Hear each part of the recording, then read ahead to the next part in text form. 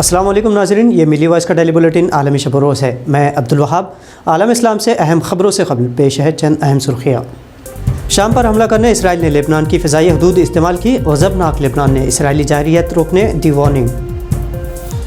France میں حجاب پر پابندی، لیکن 15 سال کی لڑکیوں کو باہمی رضامندی سے جنسی فعل کی اجازت، ملک میں اسکینڈلز بڑھے۔ ترکی میں 500 سالہ روایت کو برقرار رکھنے تیر اندازوں کے قومی مقابلے کی تیاریاں شروع، دنیا بھر سے تیر انداز کریں گے شرکت۔ رؤیت ہلال پر 13 مئی سے شروع ہوں گے رمضان، نیوزی لینڈ میں سب سے کم جبکہ ناروے میں سب سے بڑا ہوگا روزہ۔ اور چین میں ایک بچہ پالیسی سے معیشت اور خاندانی نظام پر ہوگا گہرا اثر، چینی پالیسی ساز ادارے پریشان۔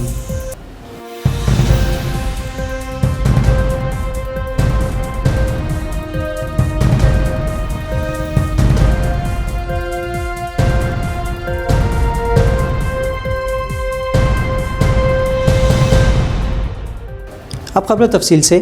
شام پر حملہ کرنے، اپنی فضائی حدود استعمال کرنے پر لبنان نے اسرائیل کو بین الاقوامی قوانین کی سری خلاف ورزی بتاتے ہوئے سخت الفاظ میں مذمت کی ہے۔ لبنان نے اسرائیل کے خلاف بیان جاری کرتے ہوئے کہا کہ صہیونی ریاست نے شام پر حملہ کر کے اقوام متحدہ کے چارٹر کی پامالی کی ہے۔ لبنانی وزارت خارجہ نے اپنے بیان میں کہا کہ ہم اپنے بھائی شام پر حملہ قطعی برداشت نہیں کریں گے۔ لبنانی نیشنل نیوز ایجنسی کے مطابق وزارت خارجہ نے سمت میں دیگر ممالک کو بھی شام کے ہمراہ اخوت کا اظہار کرنے کو کہا، ساتھ ہی اسرائیلی حملے کو روکنے اقدامات کرنے متحد ہونے کی اپیل کی ہے۔ شامی عرب نیوز ایجنسی نے اس سے قبل اعلان کیا تھا کہ دمشق پر اسرائیلی حملہ لبنان حدود سے کیا گیا ہے، جس پر غضبناک لبنان نے اسرائیل کی مذمت کی ہے۔ ناظرین، فرانس میں عوامی مقامات اور 18 سال سے کم عمر کی بچیوں کو اسکول میں حجاب پہننے پر پابندی عائد ہے، لیکن اسی فرانس میں 15 سال کی لڑکیوں کو باہمی رضامندی سے جنسی فعل کی آزادی ہے۔ اس کا اثر یہ ہوا کہ فرانس میں کم عمر کی لڑکیوں کے جنسی استحصال کی کئی اسکینڈلز منظر عام پر آنے کے باوجود مجرم آزاد گھوم رہے ہیں اور فرانس کا سماجی نظام تباہ ہو چکا ہے۔ فرانس نے حال ہی میں مسلم مخالف سیپریٹزم بل کے قانون میں تبدیلی کی ہے، جس سے 18 سال سے کم عمر کی مسلم لڑکیاں عوامی مقامات پر حجاب نہیں پہن سکے گی۔ ساتھ ہی اسکول میں لڑکیوں کے سرپرست کے برقع پہننے پر پابندی عائد کی گئی ہے۔ اس قانون میں تبدیلی کے خلاف سماجی کارکن مریم جدائی نے کہا کہ لگتا ہے حکومت کو شہریوں کی آزادی اسی وقت قبول ہے جب وہ اخلاق اور اچھی عادتوں میں ملوث نہ ہوں۔ لڑکیوں کو سڑکوں پر بکنی پہن کر گھومنے آزادی ہے، جبکہ حجاب کی نہیں۔ ترکی اپنے 500 سالہ قدیم تیر اندازی کی روایت کو زندہ رکھنے قسطنطنیہ میں سالانہ مقابلے منعقد کرتا ہے۔ اس بار مئی اواخر میں مختلف ممالک کے شہرت یافتہ تیر انداز استنبول میں جمع ہوں گے، جو کہ سن 1453 میں قسطنطنیہ کی فتح کے سالگرہ کے موقع پر مقابلوں میں شرکت کریں گے۔ آرچر فاؤنڈیشن نام سے ترکی میں سب سے قدیم اور سب سے بڑے تیر اندازی کمپلیکس میں یہ مقابلے منعقد ہوں گے، جسے سلطان محمد دوم نے لگ بھگ سن 565 میں قائم کیا تھا۔ اس عمارت میں پتھر سے بنی ممبر آج بھی موجود ہے، جسے جلسوں، دعاؤں اور یہاں تک کہ جنگی حکمت عملی کے لیے استعمال کیا جاتا ہے۔ ان مقابلوں میں دنیا بھر سے تیر انداز حصہ لیتے ہیں، جس سے اس قدیم کھیل کے سابق حریف میں باہمی محبت اور دوستی پروان چڑھتی ہے۔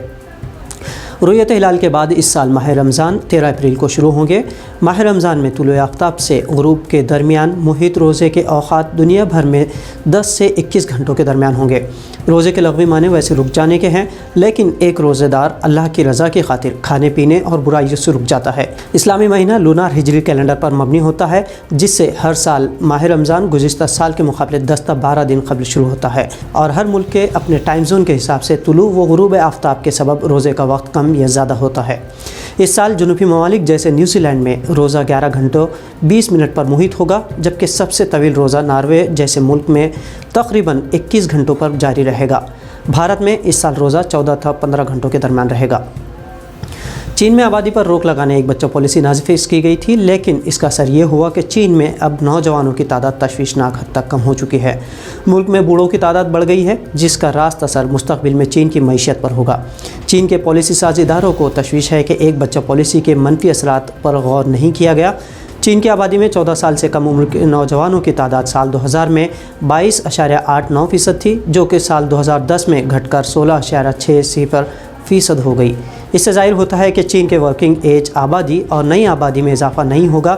اس کے علاوہ معمر افراد کو بڑھاپے میں سہارا ہی نہیں ہوگا تو ملک مختلف مسائل میں گھر جائے گا۔ چینی میڈیا میں بھی نوجوانوں کی تعداد میں کمی پر مسلسل بحث جاری ہے۔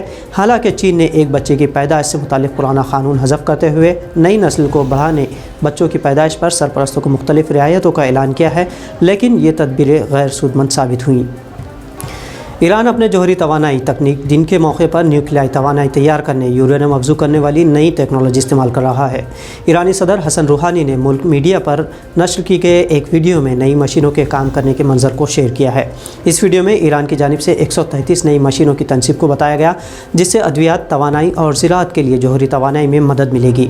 हालांकि साबिक़ अमरीकी सदर ने ईरान पर बैनुल-अक़वामी जौहरी पाबंदी आयद की थी, लेकिन यूरोपियन यूनियन समेत तुर्की भी इस पाबंदी हटाने के मौक़िफ़ में है। साथ ही नई अमरीकी हुकूमत ने डोनाल्ड ट्रंप के फैसले को रद्दी की टोकरी में डालने का इंदिया दे रखा है। तो नाज़रीन, ये थी आलम इस्लाम से अहम खबरें। दीगर खबरें, तस्सीए और तस्वीर के लिए मिली वॉइस को फेसबुक, यूट्यूब समेत दीगर सोशल मीडिया प्लेटफॉर्म्स पर फॉलो और सब्सक्राइब करना ना भूलें। अब्दुल वहाब को इजाज़त दीजिए। अल्लाह हाफ़िज़।